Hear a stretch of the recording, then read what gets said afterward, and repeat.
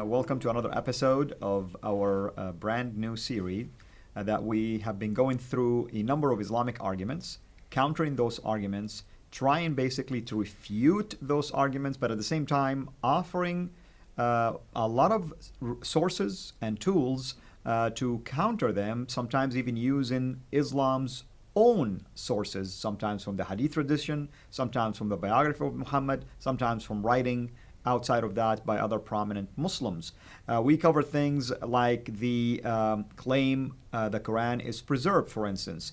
We will be covering things related to the rapid growth of Islam. But today we are going to focus on a specific argument that has to do with basically the idea that Muhammad, the Prophet of Islam, performed miracles, which I can tell you right now as a former Muslim who studied the Quran, usually the Quran is considered to be the only miracle for Muhammad. But with me here today to address this particular argument that is extremely interesting is Dr. David Woods, who's been with me throughout these series. David, welcome. Well, I've debated many Muslims on whether Muhammad is a prophet, and it's interesting, over and over again, Muslims keep bringing up the claim that Muhammad performed miracles. And this is to show Jews and Christians that Muhammad is in the same line of prophets that we find in the Bible. So if we go to the Old Testament, we find prophets like Moses performing miracles, like parting the Red Sea.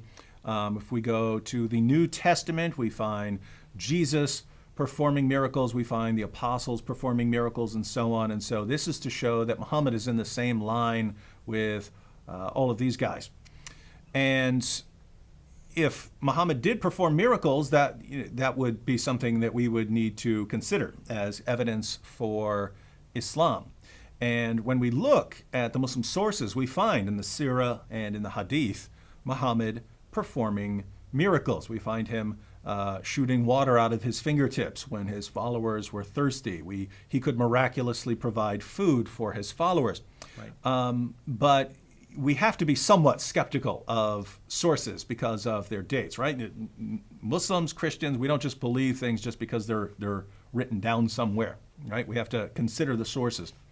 Now, when we talk about these sources, the earliest source that talks about Muhammad's miracles is Ibn Ishaq, Sirat Rasulullah, and that's written more than a century after the time of Muhammad.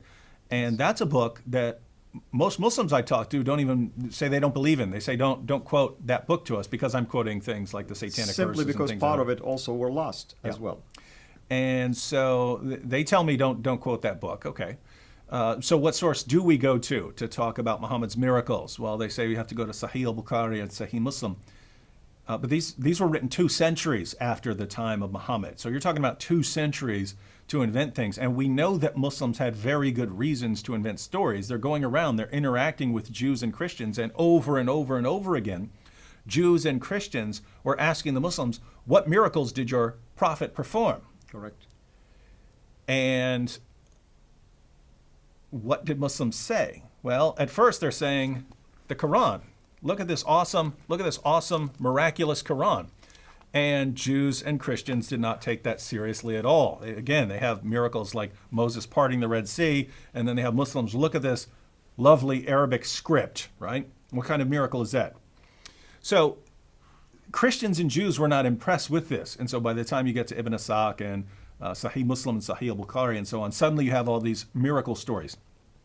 So we would have to be skeptical. We would have to be skeptical already just by the late date of the sources, especially when Muslims had every reason to invent stories about Muhammad performing miracles. And don't forget, the entire reason for putting the Hadith into written collections was that there were so many false stories circulating about Muhammad, right? There were, Bukhari, the great Hadith collector Bukhari, had to go sifted through literally hundreds of thousands 600,000 of stories. He went through hundreds of thousands of stories to get to what he considered the most reliable, the most authentic. Which is 7,000 only.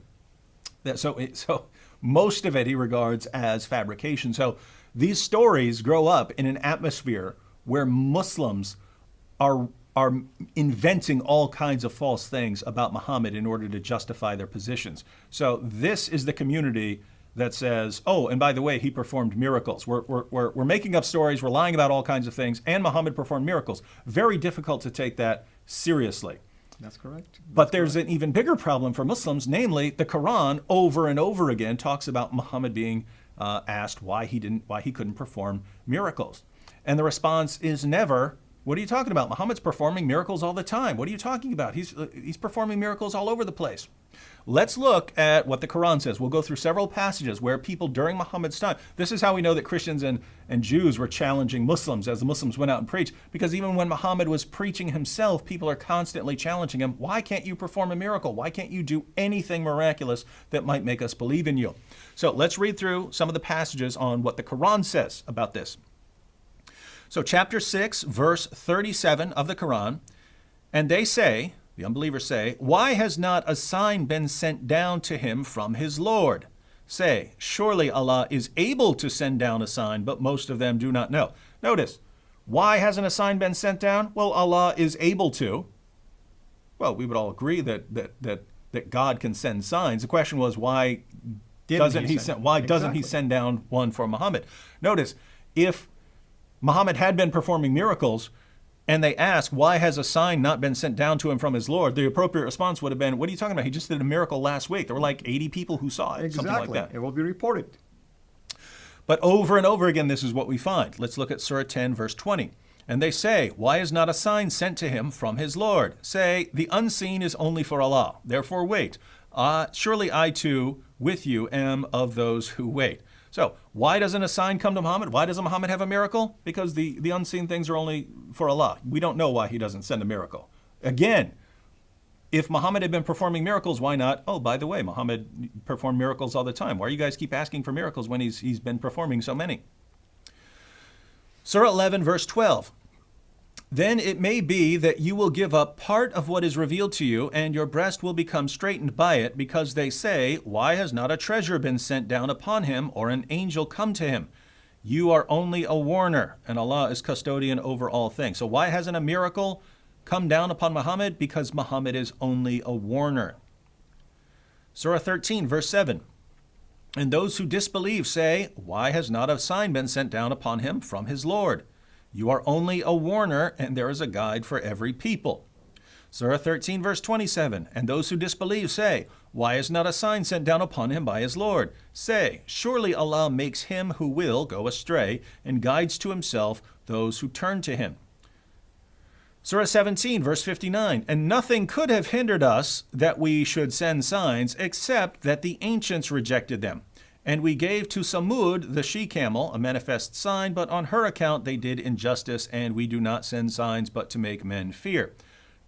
Notice this part right here. It says, nothing could have hindered us that we should send signs, except that the ancients rejected them. So why doesn't Muhammad have a miracle? Why doesn't Allah give a miracle to Muhammad? Because others rejected him. Others rejected them, so therefore Muhammad doesn't get one either. By the way, using this argument, I am a prophet. Yeah. And I'm not going to bring any signs to you because others have already rejected signs. Other people rejected it. And so you're a prophet after Muhammad, using the same reasoning. Absolutely. And therefore Islam is false because you're a prophet after Muhammad. All right, one more. Chapter 29, verses 50 to 51. And they say, why are not signs sent down upon him from his Lord? Say, the signs are only with Allah, and I am only a plain warner. Is it not enough for them that we have revealed to you the book which is recited to them? Most surely there is mercy in this, and a reminder for a people who believe. So here we have, why are not signs sent down upon him? Signs are only with Allah. Muhammad is only a warner. And isn't the Quran enough? Isn't the Quran enough of a miracle for you? That's correct. So, and notice the theme.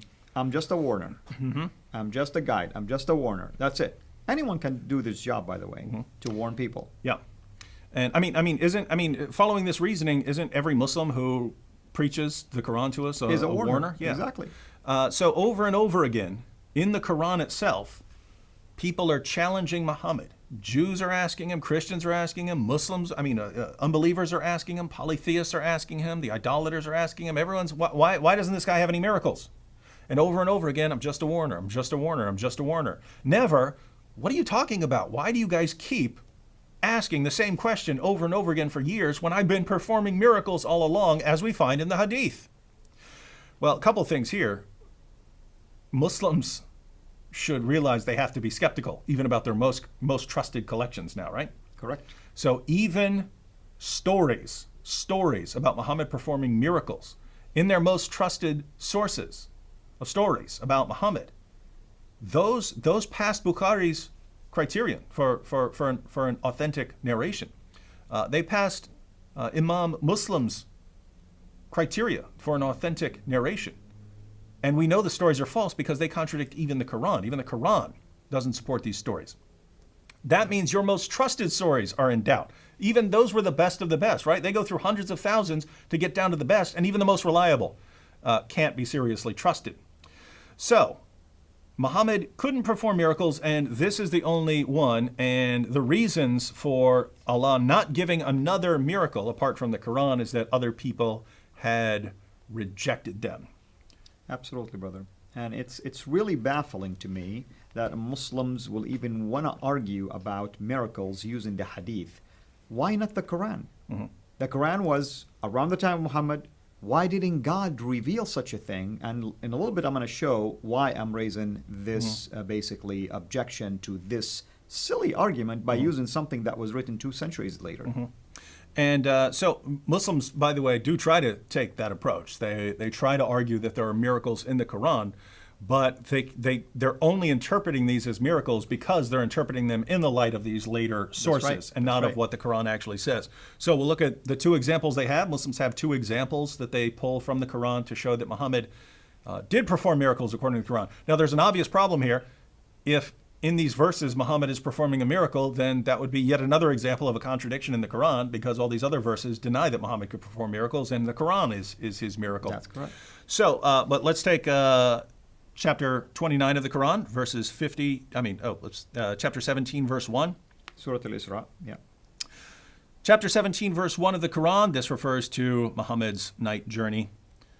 Glory be to him who made his servant to go on a night from the sacred mosque to the remote mosque, of which we have blessed the precincts, so that we may show to him some of our signs. Surely he is the hearing, the seeing. So this Muhammad going from Mecca to Jerusalem, and this is supposedly an example of a miracle. Now, the problem, of course, right off the bat, is that Aisha herself, in Ibn Ishaq and other sources, was asked about Muhammad's night journey, and she said he was in bed the entire time. So this is not Muhammad miraculously being taken away and him disappearing from Mecca and being taken to Jerusalem and so on. This is Muhammad getting some sort of vision, right? Some sort of vision. Correct. And if I may add also, Dr. Wood, a miracle is intended for others to see it. Mm-hmm.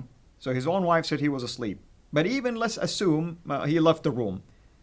Nobody saw this. Yeah. No one said, I saw something unusual, al-Buraq. I saw the Prophet fly in somehow. Yeah. I saw an angel. I heard voices. None of that. And that's by itself is a problem. Number 2, we know historically that the Far Mosque, the Dome of the Rock, wasn't built until 691. So this very verse is problematic anyway in terms of proving that the Quran was tampered with later. Mm-hmm. And so you hit the nail right on the head there. It makes no sense for someone to say, "Hey, I was taken on a journey." No one saw it, but I was. Trust me on this one. I was taken on a journey. So best case scenario, you could say, "Well, the Quran says it, but no one sees it," and so it's basically Muhammad saying that he went on a journey. And oh, by the way, it's just some sort of vision. So this would be like me saying, "Hey, I had a dream," or something like this. I had a dream, and it's I went away to some great place and stuff like this. Therefore, it's a miracle, and I'm a prophet. No, we're asking, why don't we find miracles that could be confirmed? So notice, this just fits in with everything else. It's Muhammad is not doing any miracles that anyone can confirm. That's why they keep challenging him. And Allah says, well, people aren't going to believe it anyway, so I'm just not going to send and them. like you said, Dr. Wood, this is a vision. This is not a miracle. Mm-hmm. A more common one, because we do find this one in the Hadith, and Muslims think that this passage of the Quran supports it. But chapter 54, verses 1 through 2, the hour of judgment is nigh, and the moon is cleft asunder. But if they see a sign, they turn away and say, this is but transient magic. So, the moon is cleft asunder. There are stories in the Hadith about Muhammad going out and splitting the moon in half, and the unbelievers see it and so on. And so this is the miracle, and it's right here in the Quran. Now, what's the problem? Well, if you read this passage, this doesn't say anything about Muhammad doing anything here. There's nothing about Muhammad. There's nothing about Muhammad going out and saying that this is his sign or something like this. This doesn't say anything about what went on here, or even that this is some past event. And so you can only conclude that this is talking about Muhammad miraculously doing anything by reading the Hadith and saying, oh, what the Hadith talk about here, this is referring back to this, rather than that story in the Hadith evolving out of this passage of the Quran. And even in Muslim commentaries, we find that there are multiple interpretations of this verse which don't involve Muhammad doing anything miraculous. So this is Yusuf Ali's Quran, right? And he adds three interpretations of here. He says that maybe they're all true, and he does believe that this refers to Muhammad miraculously splitting the moon. But he notes three explanations are given, and perhaps all three apply here. One, that the moon once appeared cleft asunder in the valley of Mecca within sight of the Prophet, his companions, and some unbelievers. Two, that the prophetic past tense indicates the future, the cleaving asunder of the moon being a sign of the judgment approaching. That's actually what it sounds like to me, that it's referring to a future event. Notice the hour. Apocalyptic event, exactly. Yeah, the hour is near and the moon is cleft asunder, exactly. Right? So he acknowledges that is, so the prophetic past tense indicates the future, the cleaving asunder of the moon being a sign of the judgment approaching. And three, that the phrase is metaphorical, meaning that the matter has become clear as the moon. Now, he believes, based on people, if they see a sign, they turn away and say, this is but transient magic. So the unbelievers are denying the miracle. But notice, it says, if they see a sign. If they see a sign. That fits in perfectly with the other passages of the Quran. People in the past didn't believe in it, so even if I showed you a sign, you're not going to believe it, and so on. So even if this were talking about Muhammad's time, it would be saying if they did see a miracle, they would still turn away.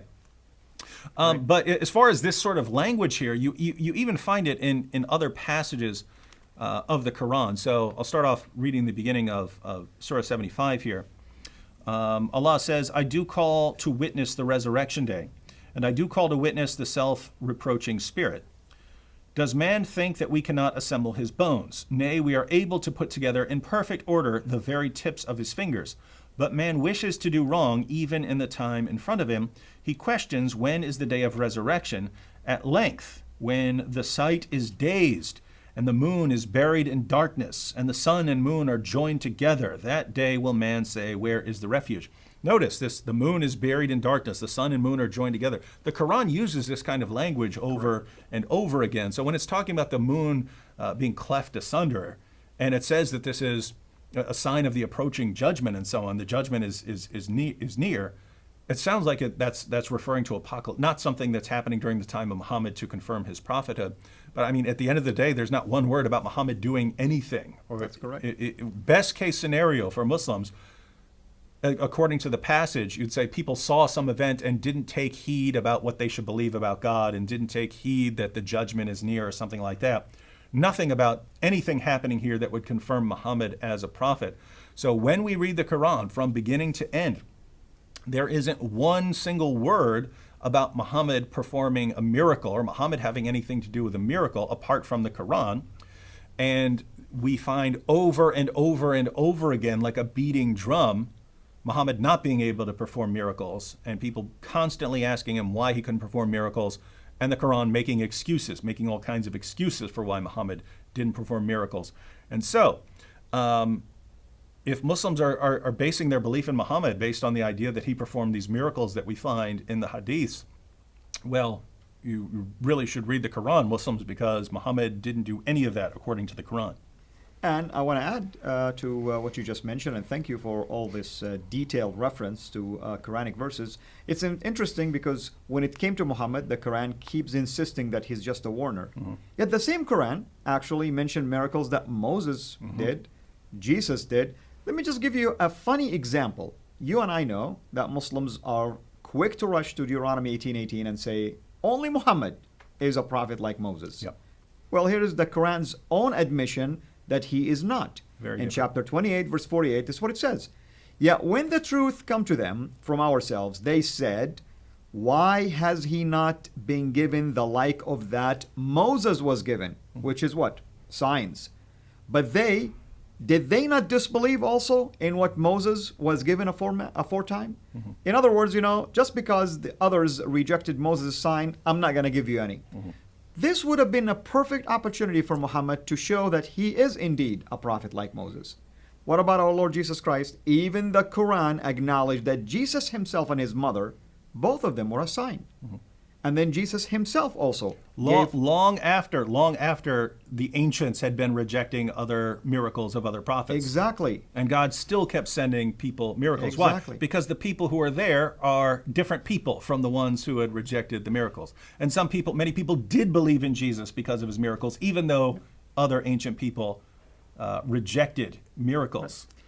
And I'm going to play the devil's advocate here. I'm going to pretend now I am this Muslim that heard you make this argument. I'll say, well, God usually sends prophets to specific times, and therefore the prophet will use miracles that are only applicable to their time. And Muhammad used the Quran because poems and basically, the linguistic, style of the Quran would have been the perfect counter effect for that. And you're not just making this up. We hear this from Muslims, right? Yeah, we hear this from Muslims. That's the miracle of the time. Well, guess what? If that's the miracle of the time, why do we read over and over again in the Quran people saying, why doesn't he have a sign? Why doesn't he have a sign? Why doesn't he give a miracle? Exactly. Why doesn't he give a miracle? This shows that the unbelievers, whether Jews or Christians or polytheists, didn't view this as a miracle. And in fact, when we look at the Muslim sources, we find many of them ridiculing this idea that Muhammad's revelations are what confirm that he's a prophet.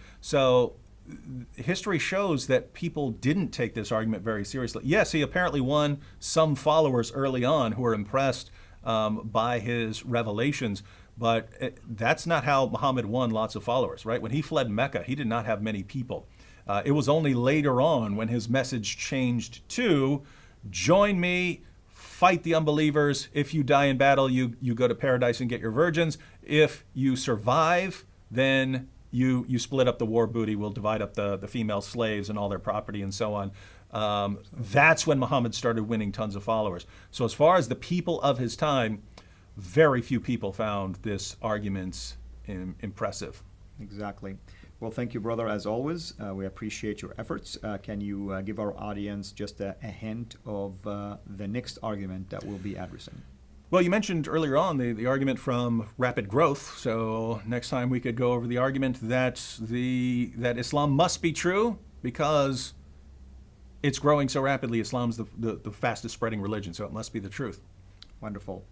Well, hopefully everyone is enjoying this series. And as I always say, I pray that if you are a Muslim who is watching this, that you would go and examine these sources that we've given you, all the references from the Quran and other sources like the Hadith or the biography of Muhammad, and also the Bible as well. But if you are someone who is ministering among Muslims, we pray that this also will be a useful tool in your hand. Until we meet again, have a blessed day.